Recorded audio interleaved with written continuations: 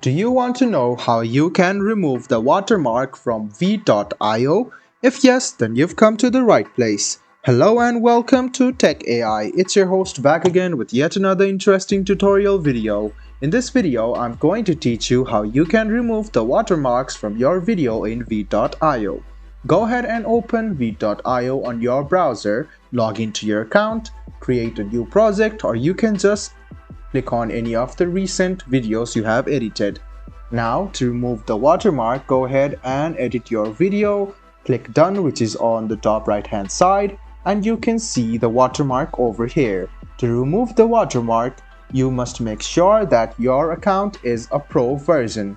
If you don't have a pro version, you cannot have this function and you can just simply click on export video and the watermark will still come.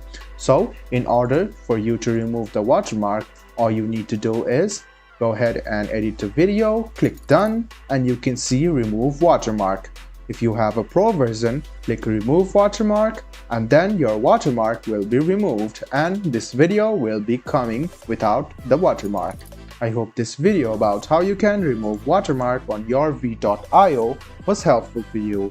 If you still have any kind of confusion, please do mention us on the comment section down below. Like the video, subscribe to the channel and do hit the bell button for more.